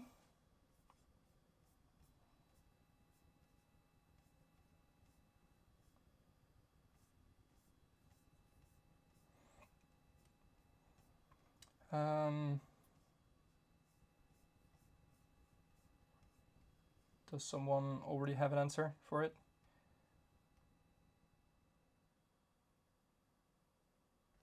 No, I'm not ending. Kind of. I'm not starting as well. It's been 2 hours almost, but just going to show you what you missed. I made it PV62, and I'm probably not showing it at all right now. So I made PV62, compared that with PV15, and I did a little acidity test to see if this wasn't really ultramarine, since it looked very similar. I then made cobalt violet, and now I made a little batch, dot and a half of perylene black PBK 32, sorry. So I'm going to swatch this as well.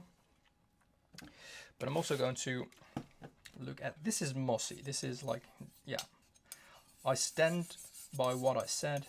This looks like a natural green in the way I said it. Let me just do a quick.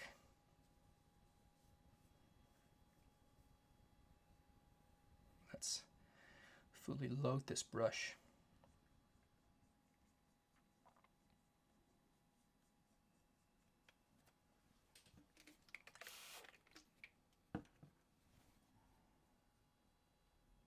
Oh, the groceries are here. I need to run to the front door. I'm going to be back in a minute. Sorry for this.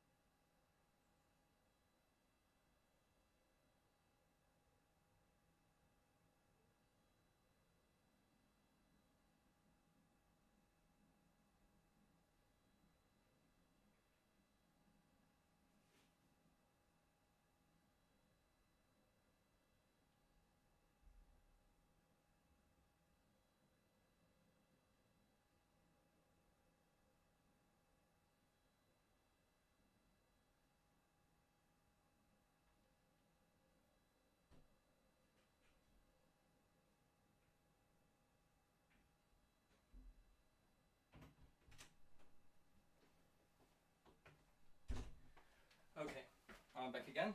Sorry for that.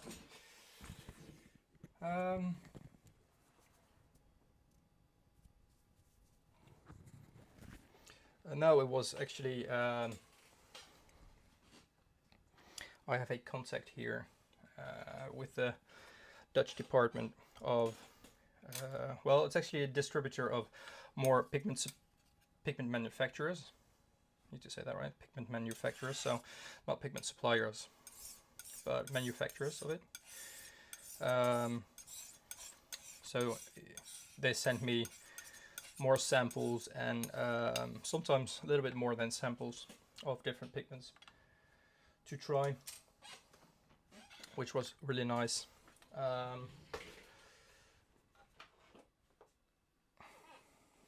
But there's always like I would say danger almost. It's not danger. That's the wrong word for it. In the meantime, I'm just quickly looking for Perylene green. I shared that, like not the contact, but the info with someone from the community, and then within no time they started offering the same things. So it's, you want to be as transparent as possible with what you use. Oh, I'm diluting this way too much. But also you want to keep some things to yourself.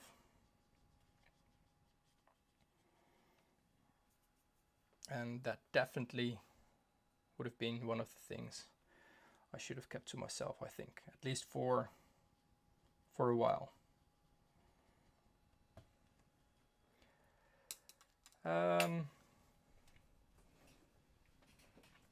So Perylene green, Perylene black.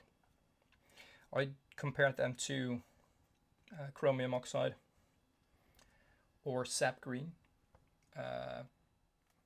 and phthalo green. Like, this is a sap green version of Perylene black, and this is a phthalo green version of Perylene black. Wow, I'm getting confused here as I try to pronounce it. But it looks quite accurate when you see it like this. It's a very unnatural green, whereas this is quite natural. I'm going to put this in the middle. So like first, I'm just first going to clean it up here. Very curious though. Shall I? No, I'm just going to clean this up. This is all diluted.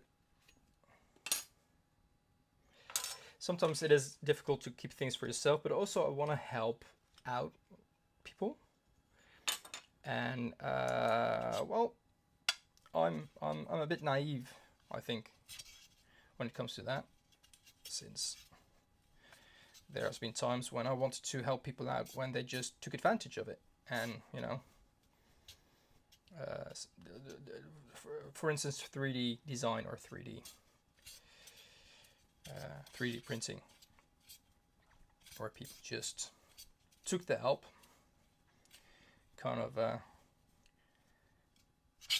took advantage of everything, and then ran away with it, or beat me to it, because you know, I sometimes help people with things, or helped people with things. That's the worst part of it. And then they decided to make that paint quicker than I could. So it looked at, you know, like they were the ones coming up with it while they were actually using my source. So I've learned from that though, Lana. I mean, it's good to be a nice person, but looking at yourself, you are the most important person in your life. When you're good to yourself, you can be good to others.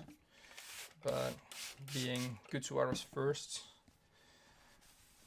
stops it from being good to yourself. Sometimes it's not the best thing for yourself to help others. And it sounds a bit like dark, or I don't know what the best word for that is, but you probably get what I mean. Okay, so quick mind fart that I just had. I have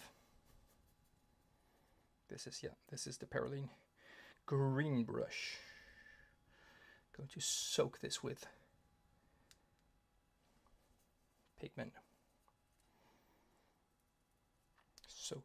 Soaking. There you go. There's enough water around there. Yes, there is. Okay, so since I was saying it out loud, why not just actually do this?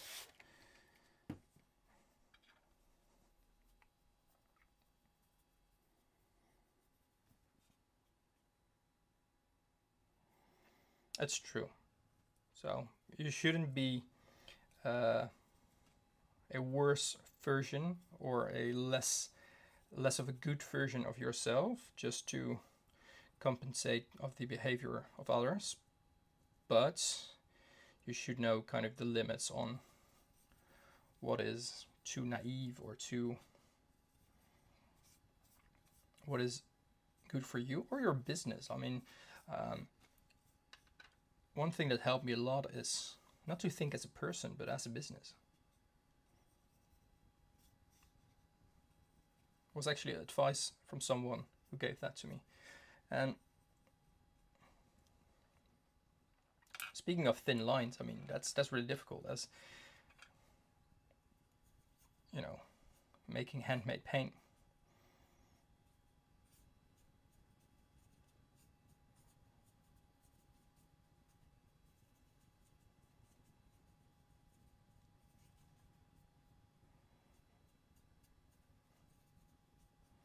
As you know, an individual.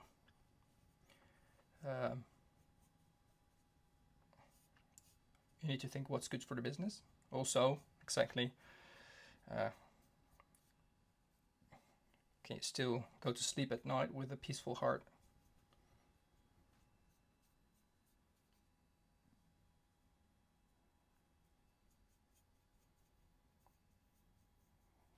So what I'm doing here, since I just said that, and you know, I think, you know, let's just give it a try. Chromium oxide mixed with Perylene green.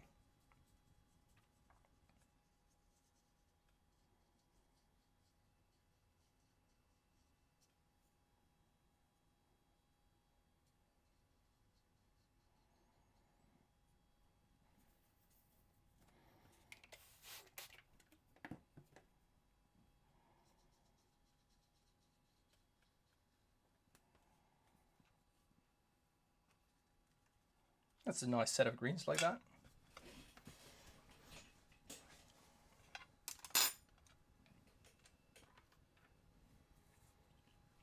Like I said it out loud, you know, how to think of a more natural version of it, but this is like, let's call it sap green dark. Since I don't want to come up with silly names.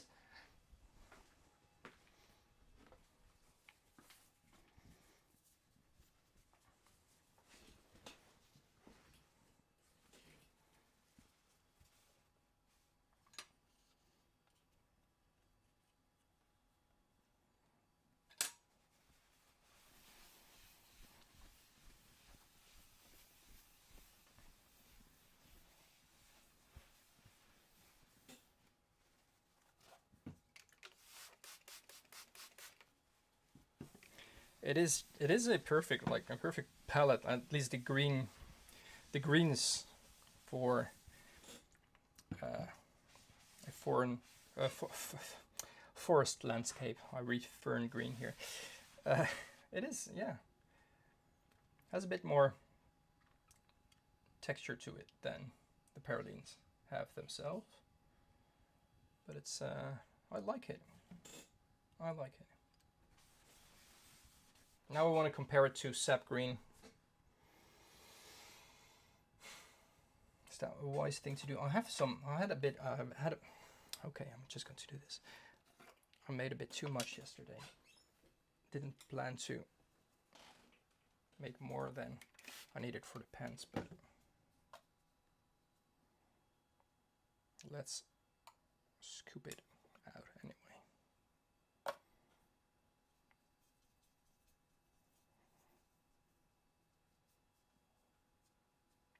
This was set, right? Yeah, I think it was.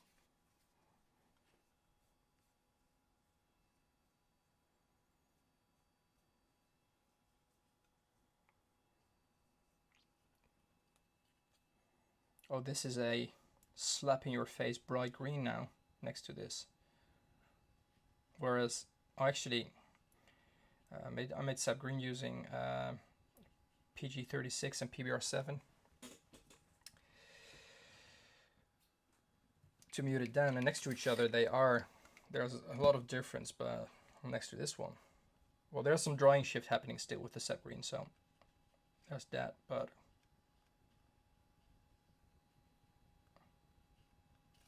next to the mix I just made, this is just too green.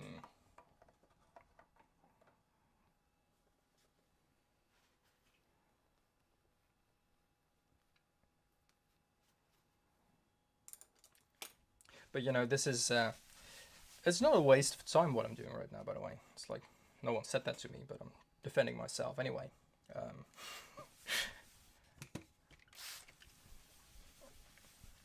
It's really good to do these kind of experimentations, experiments a bit while making paint. When you think of colors, when you think of combinations or things that are very, very similar, just swatch it, make it, mix it. You know, that's out of your head onto the paper,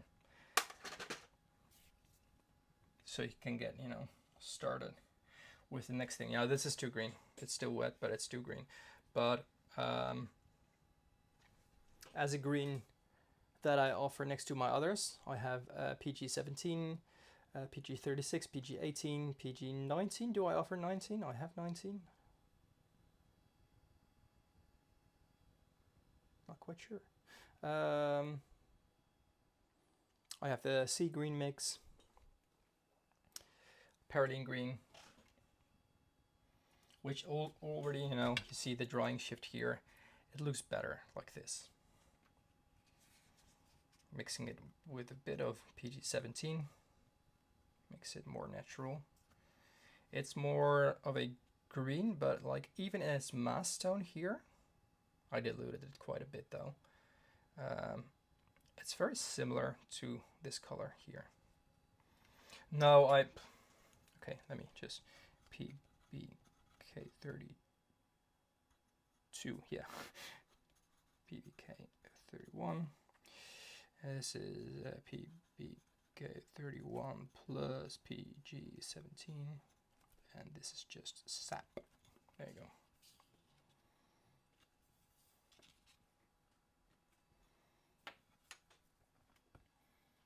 Thanks, Lana. I do forget that sometimes, although I'm getting better at it. I think I'm going to call it a day, at least here on YouTube.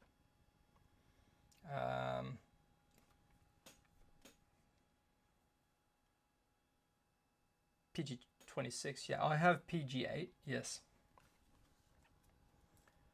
I do. I think there's even a video of it on YouTube. It's still a vertical video since I initially made that for Instagram and I shared it with YouTube. Also, this is still hanging. This is still hanging. So this has been hanging here the entire time. For those of you who don't know what this is, I have printed this just now before the live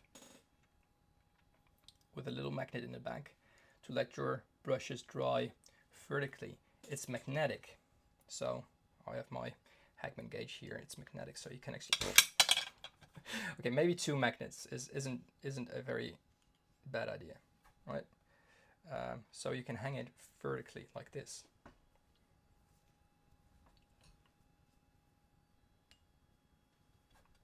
Or maybe like no, that doesn't work. Maybe 2 magnets for the one. Right. Shall I make something like this available as well, just for, you know, people to buy? Make it in different sizes. This is for a size 8 brush, for instance, or in diameters or something. I think this is 8 millimeters diameter. Shall I make this available? Shall I do this as a product? Need to tweak it a bit. I mean, if I'm going to sell it, it needs to be perfect, but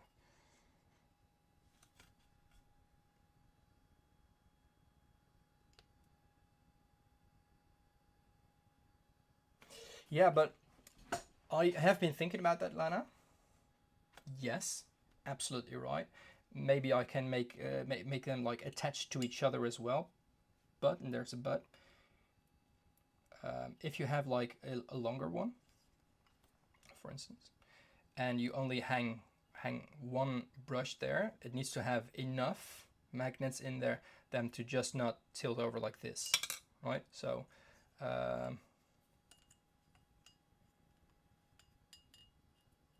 I'll have a look. Maybe that works, and maybe I can offer both,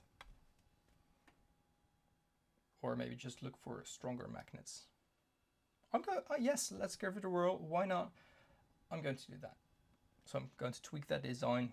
It's going to be in my free time, since I think I'm going to grab a cup of coffee and some lunch a little bit later now, and then I need to pick up the kids at 2 already. So days go fast like this, and I've been live for 2 hours and 10 minutes almost. So I did make a good batch of PV14, and the rest was just drying as part of it as well. And I'm happy, literally, I'm really happy to share that, to be able to share that with you all.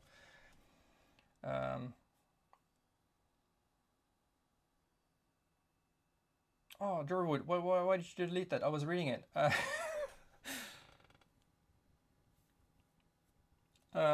That's that's fine though, fine. But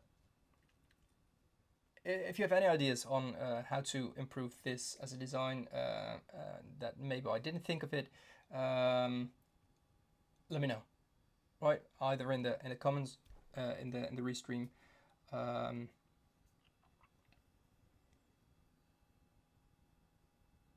I'm going to have a look at the design. I wanted to, you know, if I don't want to keep on going on for too long, but I want, you know, you can, this brush doesn't fit in, right? So I need like this, but then it's top heavy. So I needed to have different diameters. I want it to be strong yet light and affordable. If too much R&D goes in, it raises the price as well. Have a great day, everyone. Hopefully see you soon. Like I said, I've been reshooting my second podcast episode for 4 times already, but I keep losing track of things. So I need to write a script for myself, I think. Thanks, Tracy. But that's something you can expect very soon. And for World Pigment Day, no, that's not World Pigment Day, it's Pigment Revealed International, Egyptian Blue. It's still September, Pigment of the Month. I have an amazing video, I think. I've added some new angles coming up. I need to do the final tweaks, but working on it. Keep an eye on that. Thanks everyone for joining. Thanks everyone for joining the chat and watching me, hearing me talk, joining the chat, and watching me make paint. Really appreciate everyone. See you soon, and I hope everyone has a great day.